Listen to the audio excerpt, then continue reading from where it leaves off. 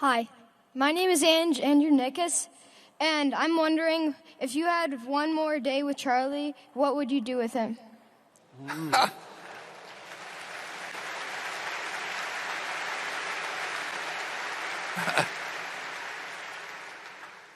Well, it's kind of interesting because, in effect, I did have one more day. I mean, it wasn't a full day or anything, but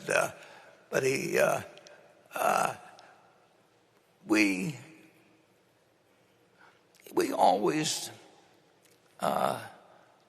lived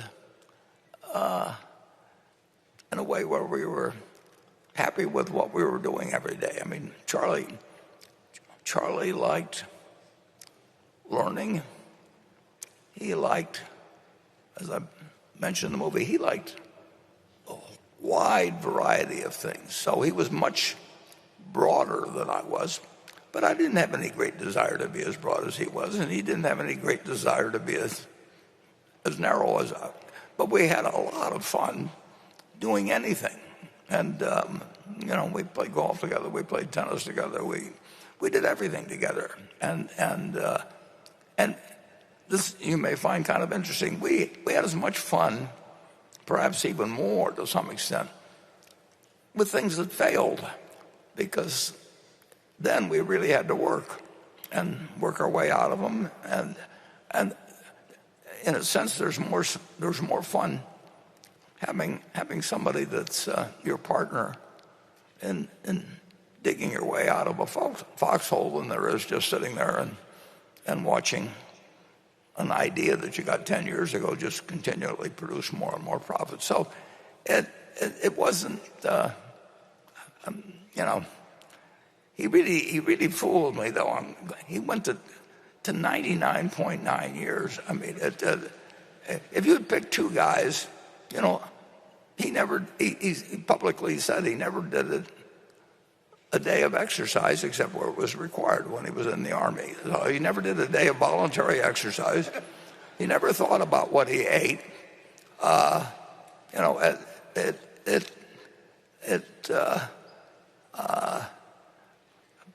We started every day, and Charlie he was interested in more things than I was, but we never had any doubts about the other person, period.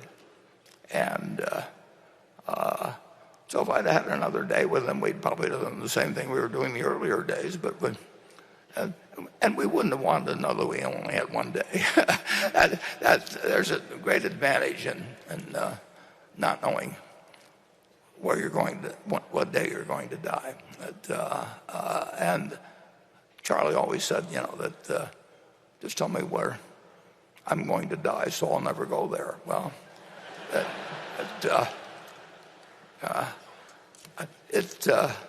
the truth is, he went everywhere with his mind, and therefore he was not only interested in the world at 99, but the world was interested in him.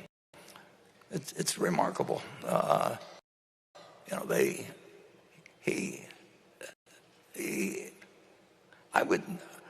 told him in the last few years, I'd never seen anybody that was peaking, at 99 and where the world wanted to come and see him. I mean, they actually wanted to go out to 351 North June Street, and whether it was, well, I could name a whole bunch of names, but just I'll start with Elon Musk, but go down the list, and they all wanted to meet Charlie, and Charlie was happy to talk with them. And the only person I could think of otherwise was the Dalai Lama. I don't know that they had a lot else in common, but it was he lived his life the way he wanted to, and he got to say what he wanted to say. He, like I, loved having a podium, and again, I can't remember any time that he was mad at me or I was mad at him. It just didn't happen. And calling him was fun back when long distance rates were high, and we didn't talk as often as in recent years as we used to be on daily for long periods. And we did keep learning, and we liked learning together. But,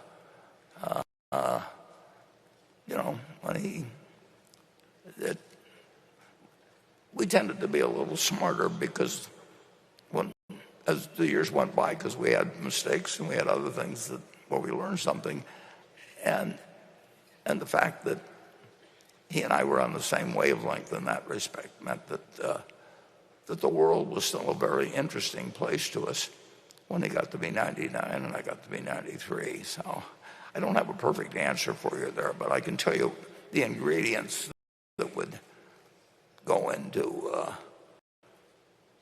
Sometimes people would say to me or Charlie at one of these meetings, if you could only have lunch with one person that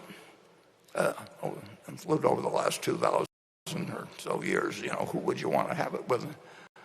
Charlie says, I've already met all of them, because he read all the books. I mean, he eliminated all the trouble of going to restaurants to meet him or anything like that. He just went through a book, and he met Ben Franklin, and he really he was remarkable.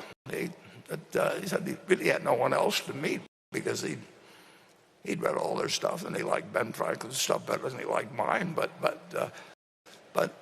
with Ben Franklin, he just had to read about it.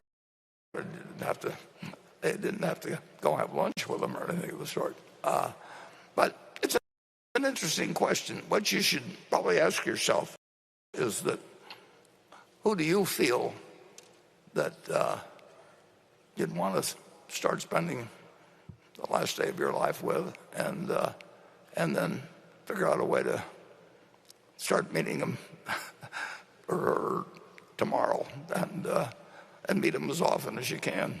It's why wait till the last day? And don't bother with the others.